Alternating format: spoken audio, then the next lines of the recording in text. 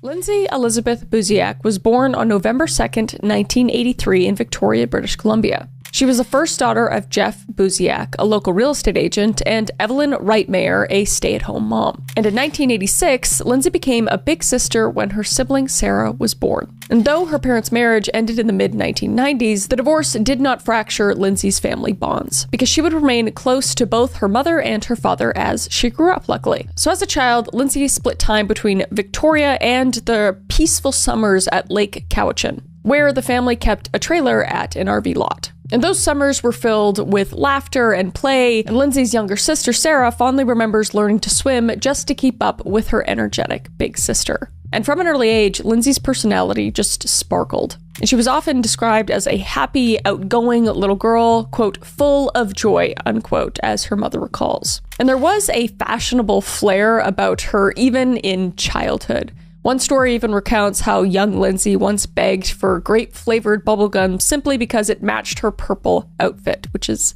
absolutely adorable. And her mother would gently refuse, saying she would buy what Lindsay needed, not just what she wanted. But ever resourceful, Lindsay took that as motivation, and by her early teens, she landed her very first job at Sirens, which was a trendy clothing store in Victoria's Mall. And Lindsay was determined to earn the things she wanted. Just a hint at the ambition that would later define her. So Lindsay grew up in the greater Victoria area and attended local schools, including Royal Oak Middle School and Reynolds Secondary School in her teen years. And in school, she became known for an infectious smile and a warmth that just drew others in. She was just an overall amazing person. And friends and teachers remember Lindsay's genuine ability to make people feel valued. She, quote, could make friends with everybody, unquote. And that's what her father, Jeff, later said about her. Yet Lindsay wasn't just friendly. She had a compassionate streak and a strong sense of right and wrong. And her mother tells of an instance when Lindsay witnessed a boy being bullied at school, where Lindsay immediately stood up for him, stepping in to stop the teasing, saying, quote, I was really proud because that's the way you're supposed to be. And Evelyn would say that about her daughter's bravery. So Lindsay's nurturing, people-oriented personality came with a protective side. And she held firm anti-drug values and chose her inner circle very carefully. In fact, in one of her later relationships, one thing she proudly told her family was that he didn't do drugs, which was a key point for Lindsay, who stayed away from substance use and just frowned on that lifestyle overall. So just an extremely mature young lady. So she was a young woman who was both ambitious and compassionate in equal measure. And she had big dreams for her future, but never lost sight of kindness along the way. And she was not afraid of a little hard work either. Because having started employment so young, Lindsay developed a very strong work ethic really early on. So she balanced school with work and just proved to be very, very driven. And this would be a trait that would later serve her well when she decided to follow in her father's footsteps into real estate. So by her early 20s, Lindsay's ambitions crystallized into a career goal. She wanted to be a successful real estate agent in Victoria. So she would enroll in the University of British Columbia's Sauder School of Business Real Estate program and studied hard to pass the licensing exam. And in June of 2006, at just the age of 22 years old, Lindsay achieved that goal. And she would pass her estate exam. And at the time, she was one of only 20 real estate agents in the entire Greater Victoria region under the age of 25. So it was clear that Lindsay was just a rising star in an industry typically dominated by older, more experienced agents. But she would hit the ground running. And Lindsay's first job in the field was with a small brokerage called Maverick, where she spent about a year and a half marketing new townhouses in Victoria's West Shore area. And being eager to advance, she next took an opportunity at Remax Camison. And being one of Victoria's top agencies, and notably the same office where Jason Zalo's family worked. And we'll talk about Jason's relevance to the story in a bit. So joining Remax brought Lindsay under the wing of the high-performing Xylo real estate clan, and Lindsay didn't miss a beat. And during about a year-long period, Lindsay managed to close 8 property transactions totaling about $3.2 million in value. So it was a strong start for a 24-year-old new agent. And colleagues commented that Lindsay seemed just destined for success in real estate because she was sharp and driven and personable. All things you need to be a great real estate agent. My dad's a real estate agent, so I would know. But to say the least, she was absolutely kicking ass in the industry. And she was just exactly the kind of agent clients trusted. And a former coworker later noted that Lindsay was determined to become successful in her career as a licensed real estate agent, and she worked tirelessly toward that goal. And in that short amount of time, she had built a very promising reputation in Victoria's property market. And it was around the same time her real estate career was taking off that Lindsay's love life took a significant turn. And in late 2005, while attending a real estate networking event and training workshop, 22-year-old Lindsay crossed paths with 25-year-old Jason Zalo. And now she already knew of Jason from around town because he came from a very prominent, wealthy local family deeply involved in real estate.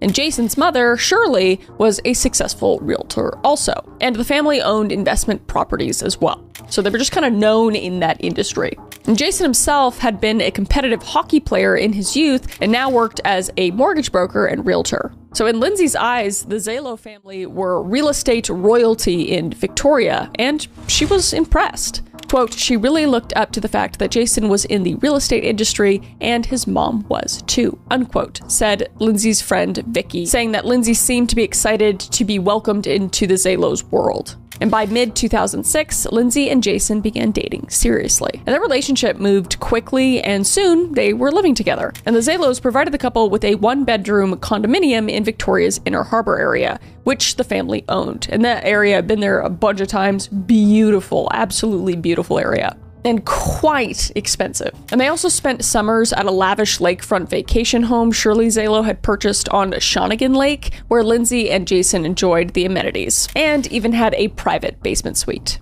So from the outside, Lindsay seemed to have it all. A supportive boyfriend from a well-off family, and a budding career. I know we all love researching or listening to all things true crime, but what I love more, and I'm sure you do too if you have them, your fur babies, your pets, your doggos. And I love my 5 dogs very much. Kevin, Debbie, Petey, Frankie, and Rupert. And I want them to be around as long as possible. So I want them to be healthy, and I want to make sure that they're not eating processed kibble. And that's where Ollie changed everything for me. Because if your dog could talk, they'd beg for Ollie, trust me. You got the full body tail wag, the excited little hops, the big goofy grin. That's the Ollie effect, okay? Because Ollie delivers clean, fresh nutrition in 5 drool-worthy flavors. Honestly, I've debated eating it at some points. But even for the pickiest eaters, which I got a few of those in my little dog kingdom. And it's also made in US kitchens with the highest quality human grade ingredients, and Ollie's food contains no fillers, no preservatives, just real food, which is incredibly important to me. I don't feed my dogs anything I wouldn't put into my own mouth. That's what I go by.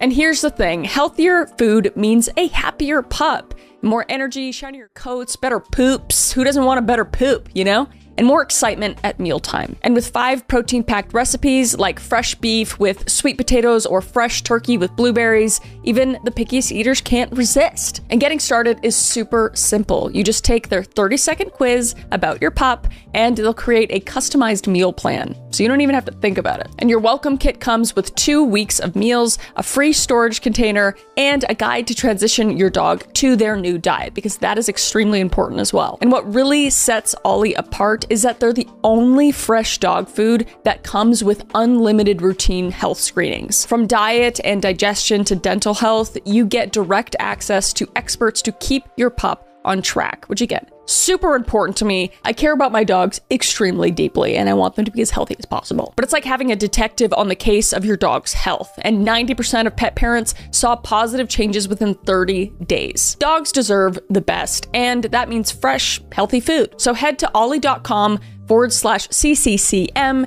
and tell them all about your dog. And you can use code CCCM to get 60% off your welcome kit when you subscribe today. 60% off. They're just giving it away, basically, and you better take advantage of it because it is awesome. And plus, they offer a happiness guarantee on the first box, so if you're not completely satisfied, you'll get your money back. So that's OLLIE.com/CCCM and enter code CCCM to get 60% off your first box. Thank you to Ollie for supporting this channel and sponsoring this video, and let's get back to it. As 2007 drew a close, Lindsay confided to those closest to her that things with Jason were not as perfect as they appeared. And during a visit to see her father in Calgary on December 5th, 2007, Lindsay admitted she was unhappy in the relationship. And she told her dad that Jason didn't share the same drive or quote-unquote ambition she had, and that was causing friction. And it was during this time Lindsay even hinted at possibly ending the relationship. And she would repeat similar sentiments to her friends back home, telling them she wasn't fully satisfied with Jason and was considering breaking up. She just said, "Daddy, I made a mistake. I feel horrible about it." But she said, "I can't do it anymore." And Jason, when later asked, said he was aware that they had some troubles in the late 2007, but claimed they never discussed breaking up and that he believed the relationship wasn't in danger of ending. And interestingly, not everyone saw the cracks. Lindsay's sister Sarah thought the couple seemed happy together and noted that Jason, quote, treated her well, unquote, in her experience. And there's, I don't know, treating someone well, and then there's someone just not having any ambition or drive. You know, you're not an evil person if you're not driven, but, you know, if like personalities don't match, then it doesn't match. You can look a certain way on the outside or appear a certain way, but that doesn't mean that you're good. So I think it's just kind of an odd thing to say. So in early January 2008, Lindsay and Jason went on a trip to Whistler with Jason's family, a vacation Lindsay hoped would rekindle their closeness. And by all appearances, it appeared to work. And Lindsay came back from the Whistler getaway optimistic that she and Jason had turned a corner, saying, quote, "We had such fun. This was the perfect thing. We needed to spend more time together," unquote. And she would tell this to her mother, just sounding overall upbeat about their future. So by all accounts, heading into February 2008, Lindsay was trying to make the best of their relationship. And she and Jason were still living together and, for the moment, putting on a united front. But unfortunately, Lindsay would never get the chance to decide what she truly wanted next, because her life was about to be cut short in a way as shocking as it was brutal. So late January 2008, Lindsay received a phone call that would change her life. An unfamiliar woman's voice spoke on the other end of Lindsay's cell phone, and the caller had a thick foreign accent, which Lindsay would later say she couldn't quite describe, maybe Spanish or Mexican, though she wasn't sure. Though something about it struck Lindsay as possibly fake. And the woman would introduce herself, though Lindsay would not recall the name and notably did not write it down, and got straight to the point. And she said her husband was being transferred to Victoria for work and they needed to buy a house immediately. And not just any house, a $1 million property, newly built, move-in ready, with a separate suite for a housekeeper. So extremely specific and extremely quick, and just all around extremely odd. So the timeline was urgent. The woman claimed they wanted to purchase within a few days, which is insane in the real estate world. I mean, my dad's a real estate, that's crazy. That is like next level crazy, even in this time. So this unsolicited inquiry was both exciting and obviously unsettling for Lindsay, because as a relatively new realtor with no seven-figure listings of her own, a potential $1 million sale was a huge opportunity, the kind that would kickstart her career and yield a hefty commission. But something about the call just didn't sit right, and Lindsay couldn't shake a sense of unease. Because for one, the client's supposed referral made no sense. And when Lindsay asked how she'd gotten her personal cell number, the woman vaguely replied that a friend of her husband's had recommended Lindsay. And after the call, Lindsay diligently checked with all her recent clients and contacts, but none had any idea who this mystery woman could be. So it appeared the referral story was a lie, which is a massive red flag, and there were other red flags. One being the accent. The woman was like deliberately disguising her voice with this fake accent, and the unusual urgency and specifics of the request as well. And Lindsay confided in her father and boyfriend about the strange call, and she told her dad outright that she had a weird feeling about these new clients. And Lindsay referred to the unknown couple as, quote unquote, the Mexicans, referencing the accent, when discussing the situation with friends. So to keep track of the inquiry, Lindsay saved the caller's phone number in her contacts under the label, quote unquote, $1 million. And it was just a defining feature of these clients, a $1 million budget. But the name also hints at Lindsay's skepticism. This potential deal seemed almost too good to be true, as she remarked to her boyfriend Jason. And Lindsay's instincts would be spot on, but she just didn't know it yet. So the clients insisted on meeting soon, and they set an appointment for the next evening, Saturday, February 2nd, 2008, at 5:30 p.m. to view properties. And with a mix of eagerness and dread, Lindsay agreed to show them a few homes. But she privately expressed that something about this just didn't feel right.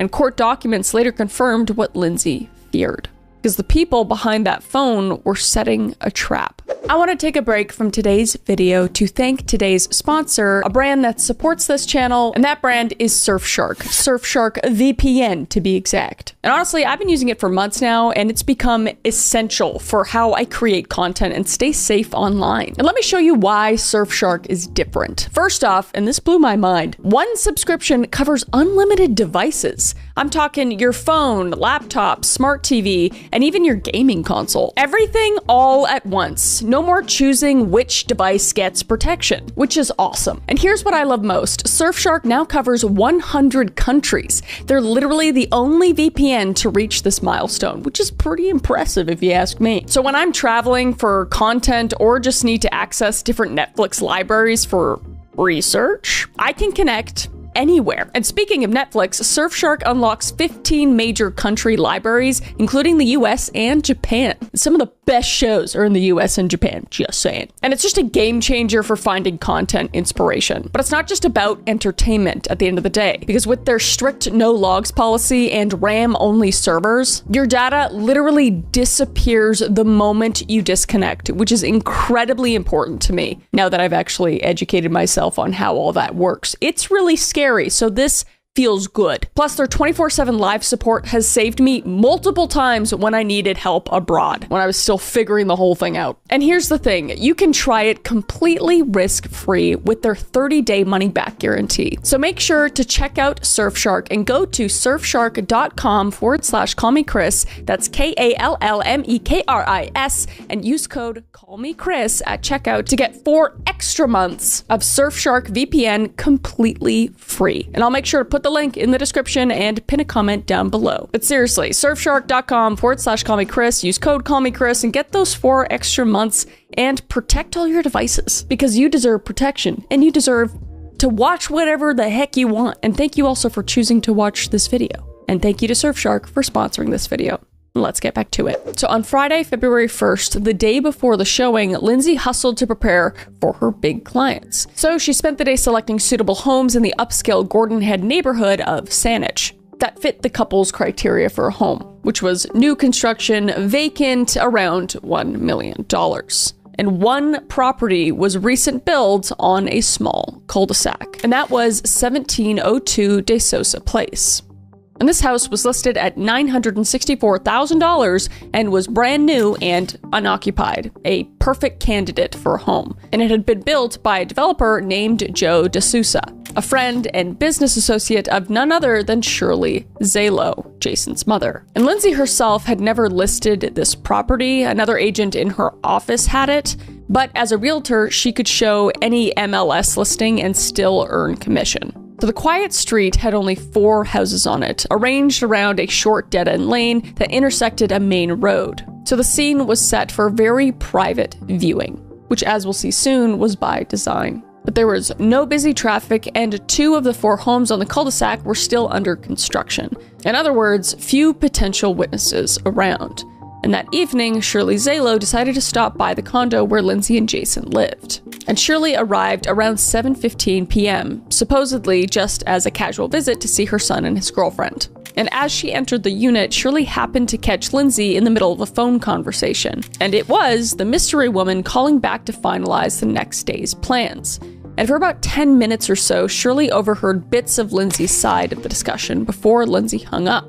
And Lindsay then revealed the details to Shirley, which was that the clients were confirmed for a 5:30 p.m. showing on Saturday at 1702 Dusa Place.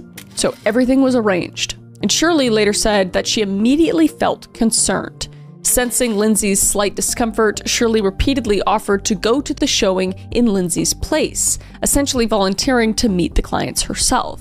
And it's not clear if Shirley's worry was driven by Lindsay's safety or simply wanting to help her attend other plans. Because Lindsay had mentioned possibly heading to Vancouver for a friend's bachelorette party after the showing. But either way, she was trying to help. She was offering her help. But Lindsay declined the help, and she insisted she would handle it. After all, this was her client and her commission on the line. However, the fact that Shirley Zalo knew exactly when and where Lindsay was meeting the unknown clients, and even the content of their phone call, would later become one of many troubling footnotes in this case. And some would question whether it was mere coincidence that the house chosen for the showing was built by Shirley's acquaintance, or that Shirley happened to be present during the planning. But on February 1st, 2008, those connections were not yet the subject of suspicion, just hindsight. By nightfall, all was set. And at the condo, Jason returned home from a hockey game around midnight, and he and Lindsay talked about her nerves. And Jason, at this point, was just trying to reassure her, and even made the same offer as his mother did. And he suggested he go and meet the clients for her, or at least accompany her, so that Lindsay could leave early for her trip to the mainland after the showing. But Lindsay just shrugged it off. So she was feeling uneasy, but also just curious. Because why had she been chosen by this caller? Because she had so little experience at this point. It just wasn't adding up.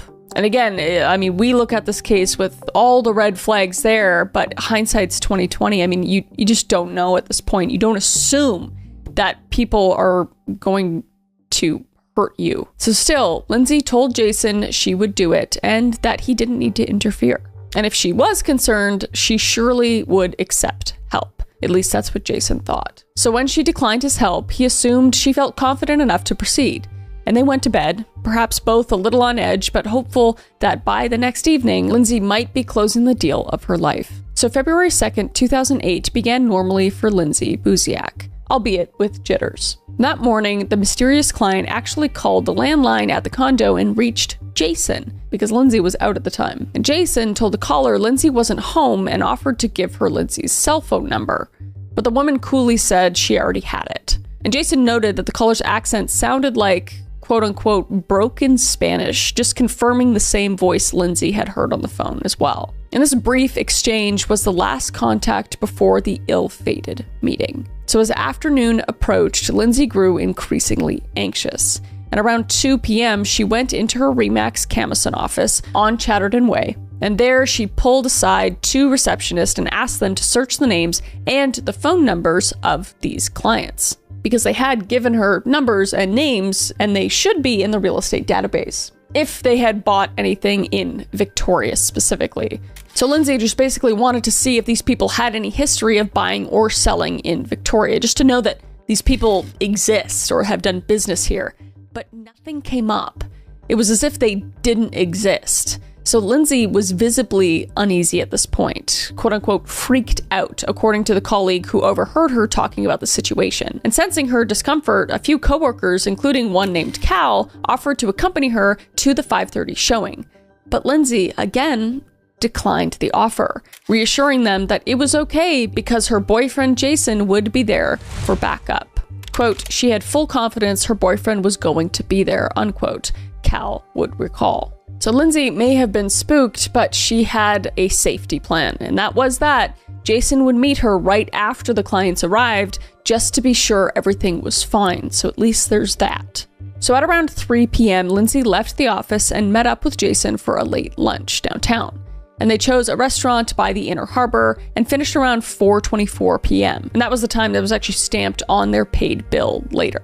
And over lunch, Lindsay was distracted. She ate quickly and went over the property feature sheets she had prepared, showing Jason the list of homes she planned to take the couple to, including 1702 Dusa Place. And Jason, just sensing her nerves, once again offered to do the showing for her. But again, Lindsay said no, perhaps trying to prove to herself she could handle such a big client despite the odd circumstances. And by 5 p.m., with dusk falling on a cloudy winter evening, the couple split up to get ready for their respective plans.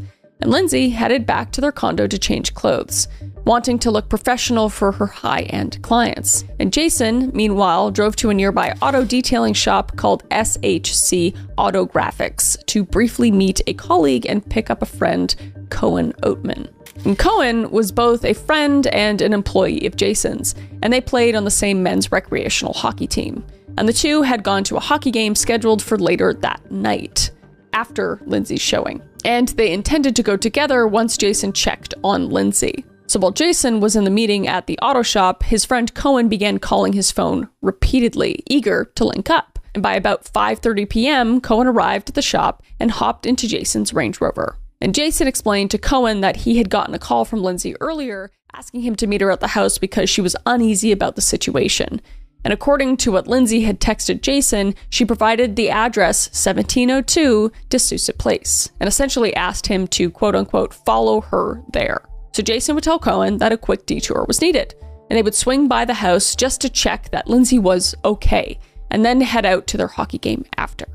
So Cohen would agree without hesitation. And at roughly 5:35 p.m., Lindsay pulled up to the cul-de-sac on Dusa Place. And the street, as we know, was newly built and so recent that it didn't even appear on Jason's SUV GPS map. So as Lindsay parked and stepped out, her phone rang and it was Jason, and he was lost in the maze of Gordon Head's residential streets calling for directions. So Lindsay began to guide him over the phone. But before she could finish, she saw something that made her cut the call short, saying, quote, "Oh, I've got to go. They're here," unquote, she told Jason abruptly, because the new clients had arrived. And Lindsay would hang up with Jason still on the line and would turn to greet a couple approaching the driveway. And multiple witnesses later provided remarkably consistent descriptions of the pair Lindsay met at approximately 5:30 p.m. So the couple appeared to have come on foot, walking up to the cul-de-sac, not driving, which is very odd. And the witnesses watched as Lindsay, ever professional, stepped forward with a warm smile and shook hands with the couple at the front steps. And Lindsay did not seem to recognize them personally, and her greeting was courteous but obviously formal. And the neighbors later remarked it looked like the first meeting between agent and clients, nothing indicating that they were friends at all. And that's when Lindsay would lead the man and woman through the front door of the house and close the door behind them. And unbeknownst to Lindsay, she had just sealed herself inside an empty home with a pair of killers. So inside 1702 Dusa Place, the air must have been chilly because the home was vacant and the early February evening was beginning to become dark. And Lindsay's cell phone records show that at 5:29 p.m., just before the couple arrived, she accessed the lockbox to retrieve the house key. And the lockbox timestamp was later noted by investigators. So now, at around 5:30 something, she began the routine of showing the property. And we can only really imagine her initial nervousness gave way to her professional training. And she likely pointed out features of the entryway and main floor, trying to build rapport with the clients. And on the surface, nothing appeared amiss during those first few minutes. And outside, Jason and Cohen were just minutes away. Having just gotten off the phone with Lindsay abruptly, Jason still didn't have the precise directions. And he would actually call his younger brother for navigational help. And he would start driving to the neighborhood with that help. Meanwhile, Lindsay did manage to send Jason a quick text with step-by-step directions to find Dusa Place. And this would be the last message she would ever send. So at about 5:38 p.m., Jason texted back to say, quote, "I'm a couple minutes away," unquote, letting Lindsay know he'd be there shortly. But that text would never be opened. And shortly thereafter, the quote-unquote showing moved upstairs. And the home's main bedroom was on the second floor at the top of the staircase.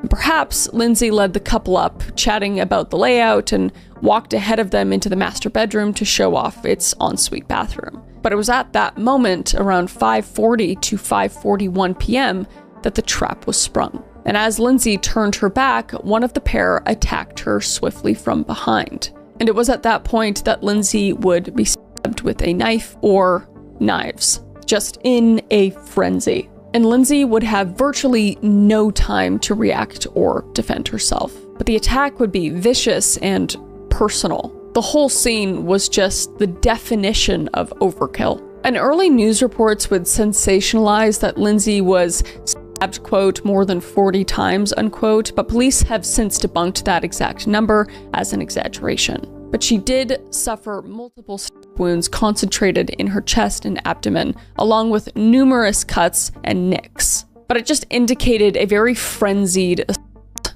And it all happened extremely fast because she had no defensive wounds at all on her arms or hands, which is it's not normal in these sort of circumstances unless it's completely just out of nowhere. It just implies she had absolutely no chance to fight back or even raise her hands to protect herself. And it means that the first stabs likely just incapacitated her almost immediately. And in the midst of this attack, an eerie and crucial event occurred, and Lindsay's phone, still in her jacket pocket, accidentally dialed a number.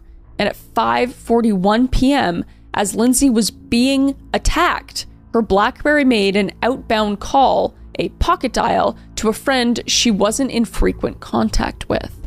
And the friend received a muffled voicemail that captured distant noises from inside the house, and the sounds of movement, and perhaps one of Lindsay's last words or gasps or a distant thud. The message itself was unintelligible, but clearly not a normal call. And later, Saanich Detective Sergeant Chris Horsley would confirm this pocket-dialed voicemail as likely occurring, quote-unquote, at the point of attack. The whole thing is incredibly horrible and sad, but I mean, to have just like a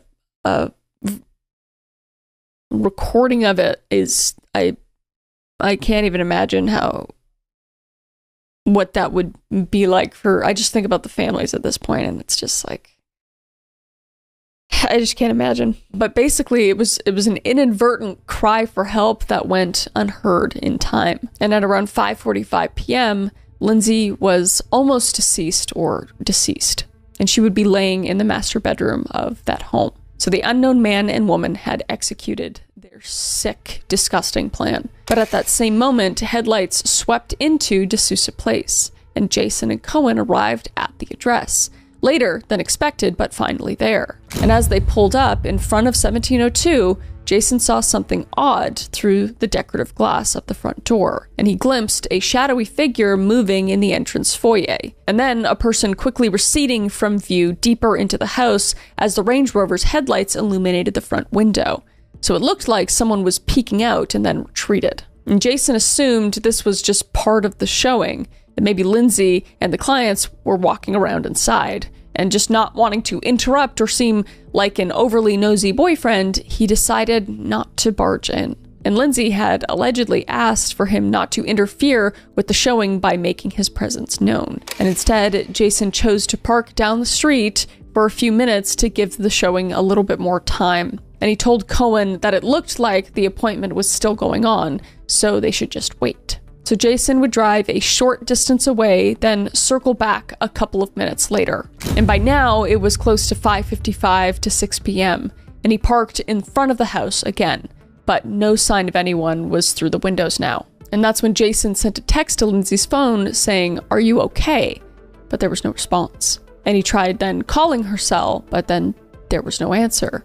And now Jason started to worry, but he naturally assumed maybe they were just talking inside, maybe she was still doing the showing, and maybe it was just going really well and that they had more questions. But obviously, as we know, that wasn't the case. And 10 more minutes passed in silence, and the house from the outside looked dark and very still. And at around 6:05 p.m., approximately 20 minutes after the first arrival, Jason's concern reached a tipping point, because Lindsay still had not replied or emerged, and Jason decided to take action. So pulling up the driveway with Cohen, he got out and went straight to the front door of 1702 Dusa. And to his alarm, it was locked. So he repeatedly knocked and rang the doorbell, but it yielded no answers. So Jason would peer through the frosted glass insert and saw a very disturbing sight, and that was Lindsay's shoes that were laying in the entryway inside. So she clearly had taken them off upon entering, which meant she was likely still inside. But why wasn't she coming to the door? Was she hurt? Did something happen? So with a surge of panic, Jason pulled out his phone and dialed 911. So it was now 6:05 p.m. when he told the emergency operator that he was at a house where his girlfriend was showing a home, and he couldn't get in, and he was worried that something may have happened to her. And he emphasized that he had come to check on her because she had, quote, been kind of scared about this showing. And as he was on the phone, Cohen was searching the perimeter of the house for another way in. And he found a gate to the backyard, but it was secured. But Cohen managed to spot something important, because through the fence slats, he could see that the back patio's French doors were wide open. So he waved to Jason and pointed urgently.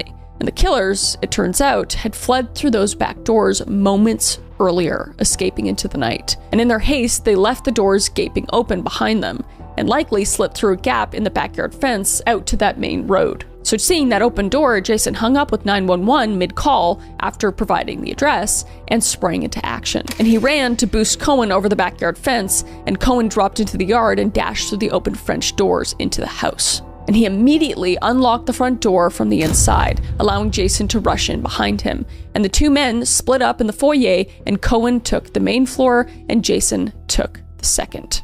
And as Jason was running up the staircase, he was yelling, "Lindsay, Lindsay," into the silence. And as he neared the top of the stairs, a nightmare materialized. And he could see Lindsay's body slumped onto the floor in the master bedroom. And he also saw blood. And Lindsay would be found lying on her back, collapsed against the wall. And Jason just dropped to his knees at her side, frantically trying to rouse her. And Cohen, horrified, immediately called 911 again at 6:11 p.m., urgently telling the dispatcher that they needed an ambulance right away. And Jason, in a state of shock, began attempting CPR on Lindsay, even though it was far too late. So he tilted her head and started mouth-to-mouth breaths, and in a chilling, incredibly chilling detail. And within minutes, the sirens of the first responders pierced the quiet neighborhood, and paramedics arrived and police cars swarmed the cul-de-sac. But despite resuscitation attempts by EMTs, Lindsay Buziak was pronounced dead at the scene. And Jason was just in hysterics and, I imagine, complete disbelief. And he kept trying to will time backwards, saying, quote, "If I was 10 minutes earlier, if I went with her, would she still be alive?" I just can't even imagine. I can't even imagine the thought process after witnessing that. I feel so incredibly horrible for him. But no one had seen this mysterious couple leave. They were like ghosts who vanished before anyone realized what had happened. And the only physical evidence left behind were a bloody footprints inside the house, and a trail on the stairs indicating the path the killers took as they calmly walked out of the front entry, only to retreat and escape out the back when Jason's arrival spooked them. So it appeared the murderers were literally in the process of walking out the door when Jason and Cohen pulled up, forcing them to flee via Plan B over the back fence. So if Jason had arrived just a minute or two earlier, he may have come face to face with them. Not that that would have changed Lindsay's fate, but maybe we would know who they are now. But I think thinking what ifs in this situation is just not helpful at all in any sense, because you can't change the past.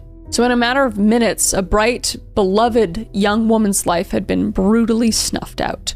And the reverberations of this carefully planned homicide were only just beginning to be felt. And as the crime scene tape went up around 1702 Dusa Place on that cold February night, the investigation into Lindsay Buziak's murder was launched. And this was an investigation that would grow into one of the most perplexing and high-profile unsolved cases in Canadian crime history. So Saanich police quickly secured the Dusa Place property as a crime scene, but from the outset, investigators faced a major challenge.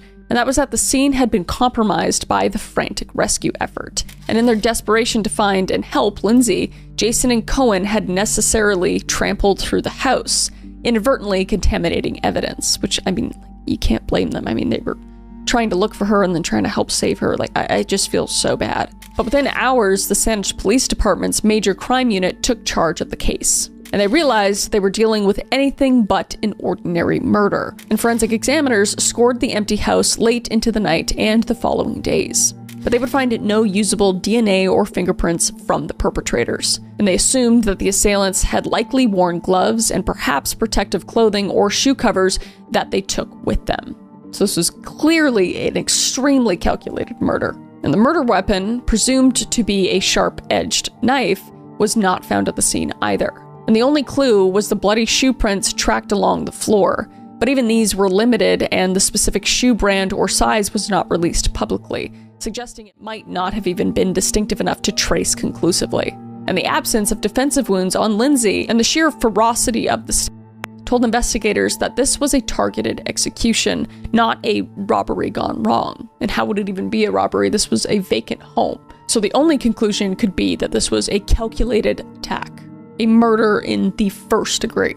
And outside the house, potential witness information was minimal, because neighbors only saw the well-dressed couple arriving, not leaving. And no one recalled hearing screams or loud noises, implying Lindsay may have been attacked so suddenly that she couldn't even cry out for help. And that's assuming people were in close enough proximity to hear screams anyway. But investigators were intrigued by the victim's last known communications, because the pocket dial voicemail Lindsay's phone made during the attack was recovered, but yielded little beyond muffled background noise. And the final text message from Jason to Lindsay was, "Are you okay?"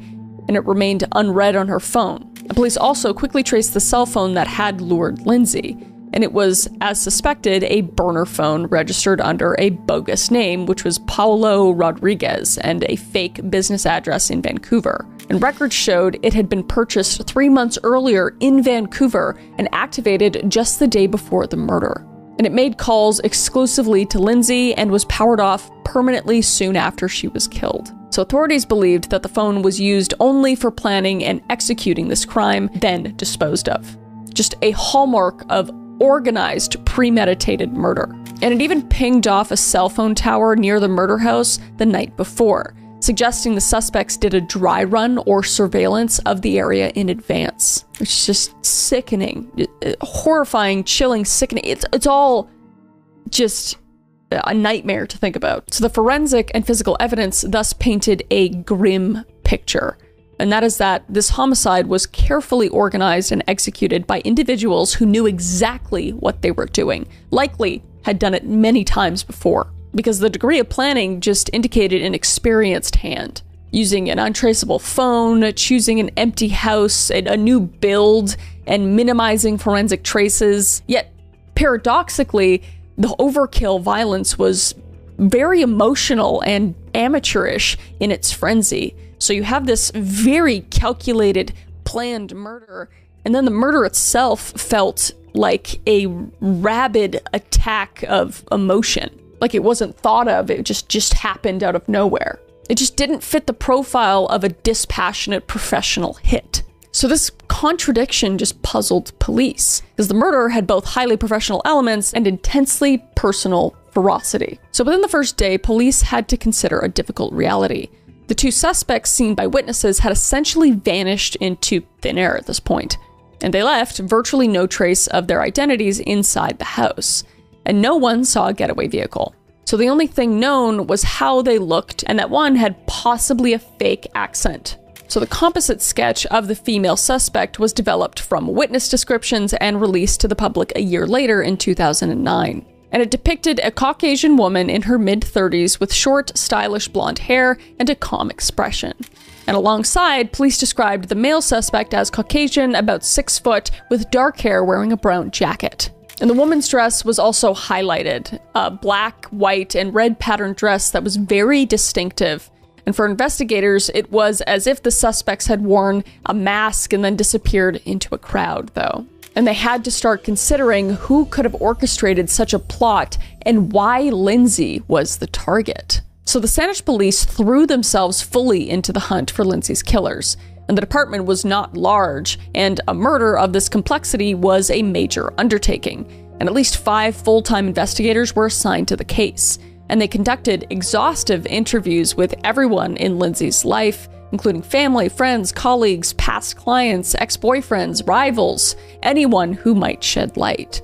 And within the first year after the murder, police had conducted nearly 1,500 interviews and received 752 tips and executed 30 search warrants. So this was an enormous volume of investigative work, reflecting just how many angles they were exploring for this case. And the major crime unit led by Inspector Rob McCall coordinated the efforts, and Detective Sergeant Chris Horsley became the public face of the case, often appealing for information and addressing rumors. And early on, the SPD acknowledged they were dealing with an exceptionally challenging case. And in a rare statement, a spokesperson called it a crime of quote-unquote extraordinary complexity, involving individuals who were experienced and quote-unquote, had no regard for human life.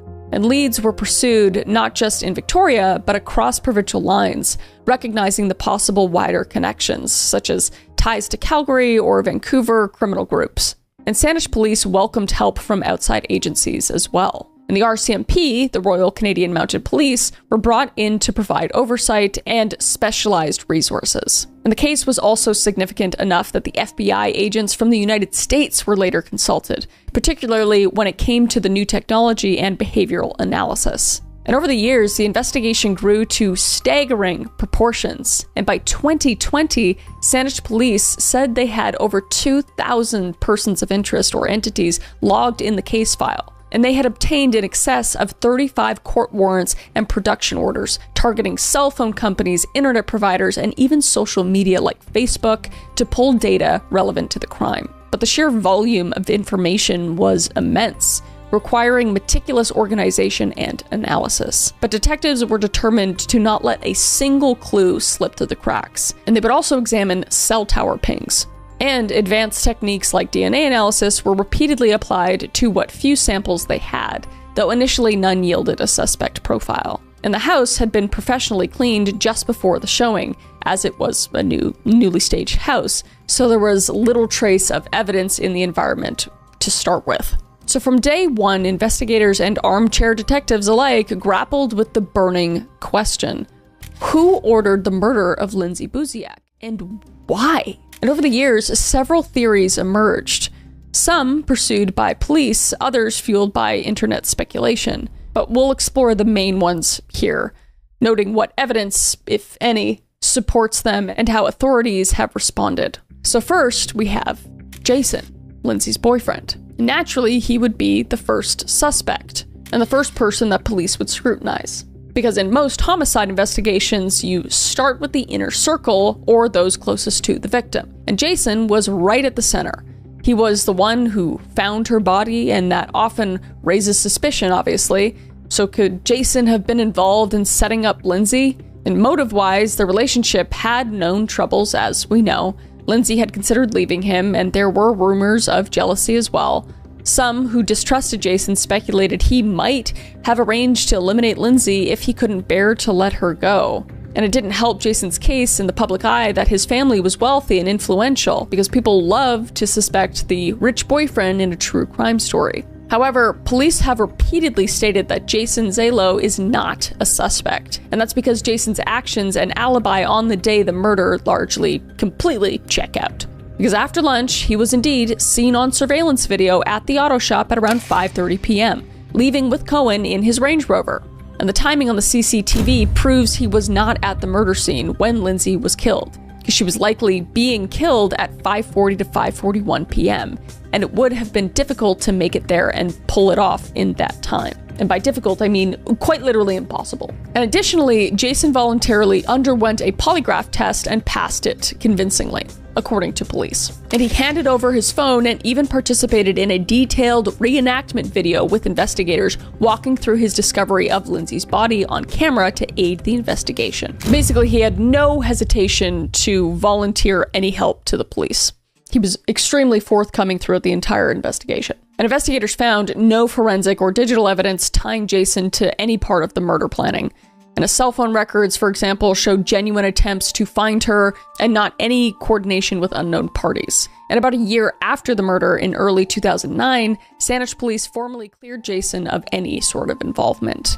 And they noted publicly, quote, "We've never said Zalo was a suspect. He was a person of interest, as would anybody found at the scene, but he's been ruled out," unquote. But despite this, Jason endured intense public suspicion for years. And Lindsay's father, Jeff, openly suggested Jason might know more than he let on, largely because Jeff felt Jason didn't show enough grief and because of Jason's family connections. But Jason has always maintained his innocence, saying, quote unquote, "I want people to know that I love Lindsay. I think about her every day. I want this case solved as fast as possible. I had nothing to do with it." And it's worth noting that police had thoroughly interrogated Jason for hours the night of the murder, something that really frustrated him once he knew that the killers had fled. and he felt valuable time was being lost focusing on him initially. But from the police perspective, that was a necessary step, and once done, they moved on. And zero evidence has ever surfaced implicating Jason, and law enforcement and even Lindsay's own mother have accepted that Jason was not involved. And while quote-unquote the boyfriend did it is a common trope, this case appears to be the exception. And Jason's role was tragically just that of an unlucky witness who found the woman he loved in her final state.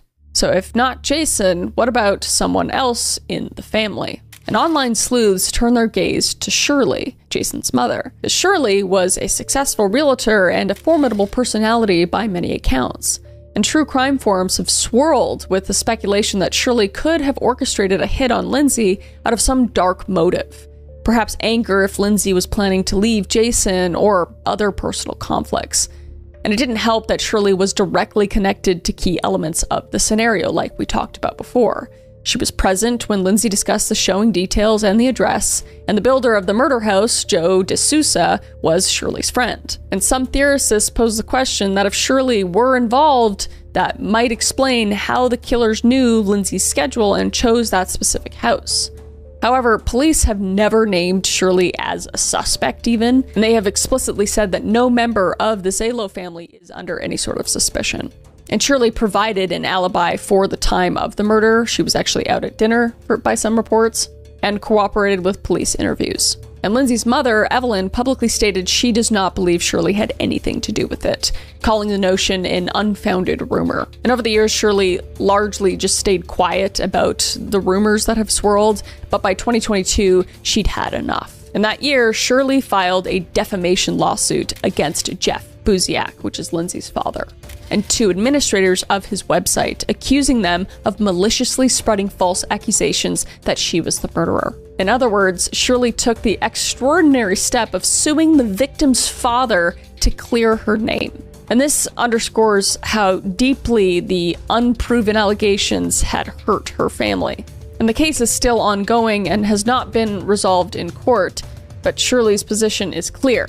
And she and her family have been unjustly vilified with zero evidence. And in interviews with Capital Daily, the Zalos expressed that they felt like, quote, went through a bad part of life, unquote, being targets of these accusations. And all that said, police did investigate the Zalo family thoroughly. And they looked into the Shirley's finances, her business ties, and any possible link to burner phone or people behind it, but nothing incriminating was ever found.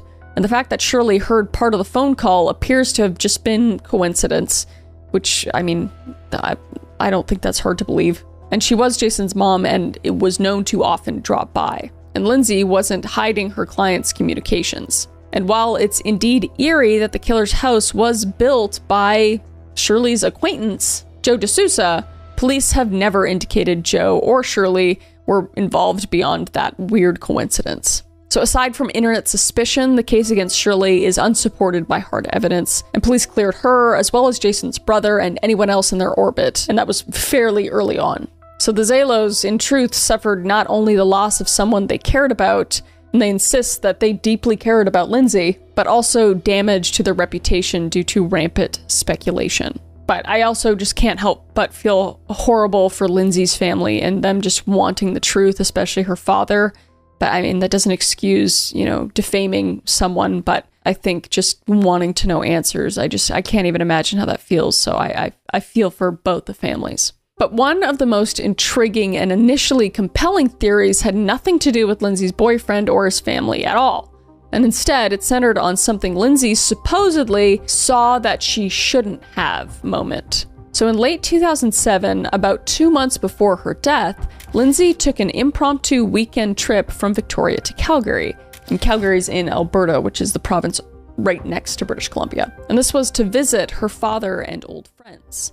And during this visit, she met up briefly with some acquaintances from her past, including, reportedly, the father of her ex-boyfriend. And around that time, a massive drug bust was unfolding in Calgary. And on January 2nd, 2008, police executed Operation High Noon, seizing over 80 kilograms of cocaine, worth $8 million, and arresting several high-level drug traffickers. And it was billed as the largest cocaine bust in Alberta's history. And in a startling coincidence, one of the people caught in the bust had a connection to Lindsay's circle. And that was Erickson de l'Alcazar, an acquaintance of Lindsay's from Victoria, and he was arrested as a major player in the Calgary drug ring. And this led to rampant speculation that perhaps Lindsay, during her Calgary trip, learned something about the drug operation, maybe overhearing a conversation or sealing a deal. And the cartel or gang involved decided to silence her, believing she maybe would snitch to police. And it is an extremely dramatic theory, the revenge of cartel carried out by contract killers posing as clients, and police have largely debunked this motive. Because first of all, they found no evidence Lindsay was an informant or had any role in the Calgary bust, and Calgary police themselves confirmed Lindsay wasn't on their radar at all. And Lindsay was known to be firmly anti-drug, as we know. And multiple friends said she never used and didn't endorse that lifestyle. And if she stumbled on criminal info, one would think she might have told a friend or her father, but she didn't. And Jeff would later claim that Lindsay hinted she saw something bad, but no proof of what that was ever emerged. And police also point out that the nature of Lindsay's murderer doesn't fit a professional cartel hit, because cartels, if retaliating against informants, tend to execute in a cleaner way, a shooting, for example, and often the bodies are left as a warning. But Lindsay's murder was frenzied and deeply personal, which is not typical of a hired hitman job. However, there are some unresolved curiosities that keep this theory on the table.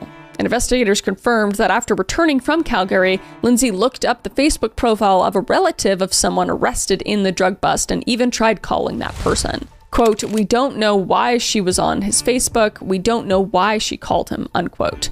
And that was Detective Horsley admitting of the bizarre discovery. But I think, like, if something happened, like a drug bust, to someone you know, that would be absolutely insane. And I'd be looking up, like, what's going on and if they got busted and then calling to see if they did. I don't know. I just don't think it's out of the realm of possibility that she was just calling as a very concerned, warm person that she is. And crucially, the key players in the ring were already arrested by the time Lindsay was killed. So it's not as if the cartel was still at large, fearing exposure or anything.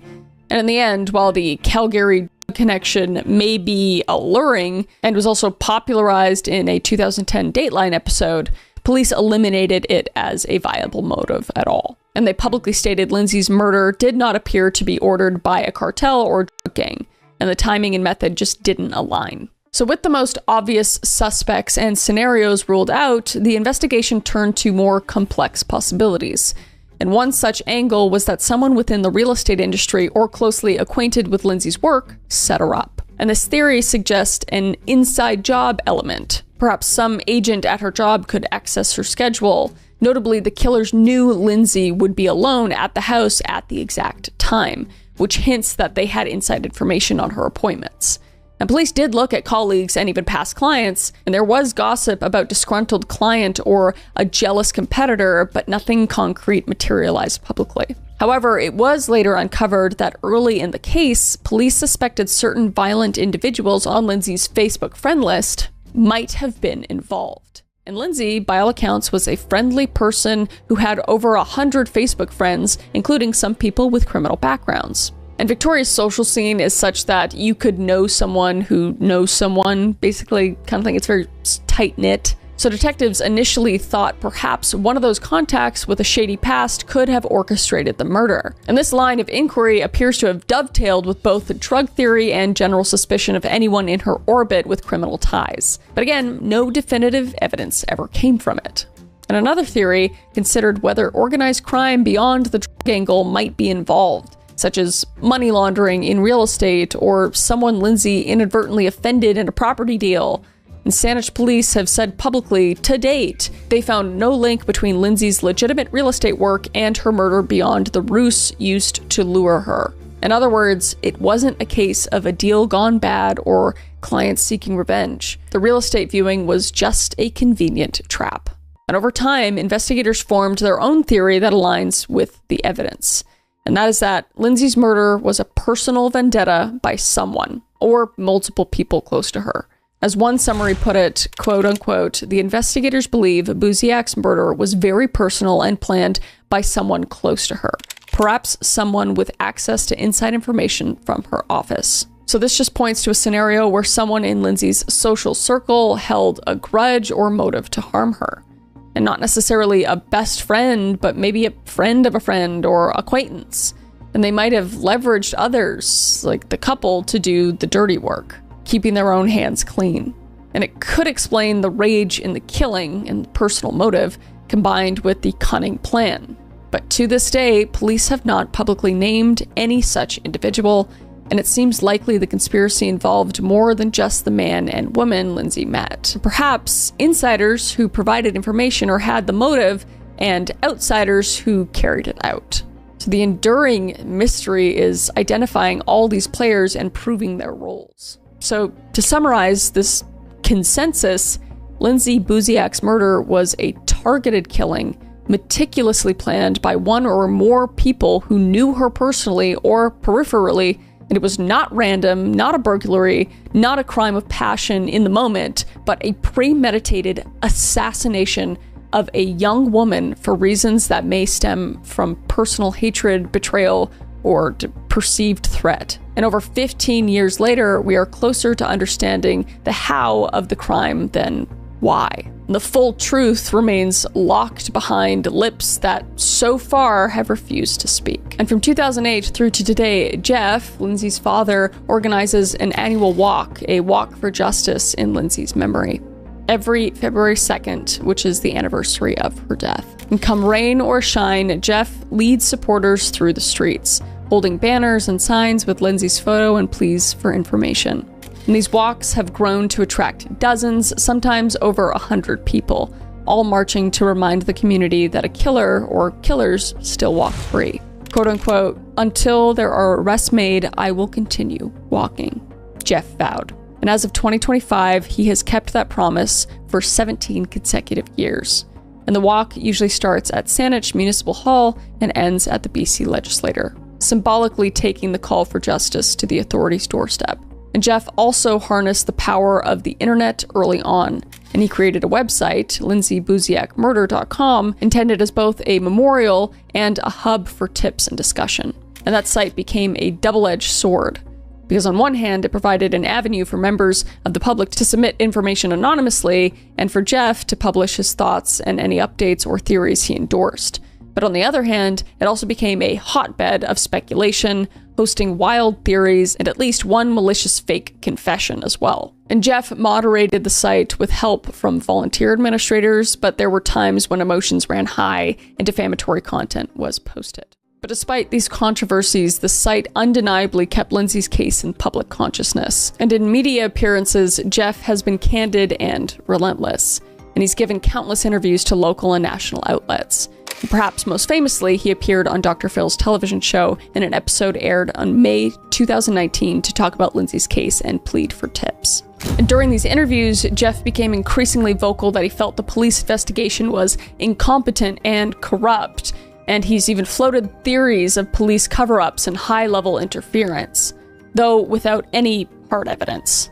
And that's when the suing from Shirley came, and the detectives asked him to stop publicly defaming them as well. So it's just been a whirlwind of accusations. Yet despite any interpersonal dramas, all agree on the core point, and that is that Lindsay deserves justice. And as of early 2025, no arrests have been made and no charges filed. However, law enforcement appears more confident than ever in the direction of the case. And SPD officials have hinted that they, quote unquote, have an inside track on who it was, but are waiting for that final puzzle piece.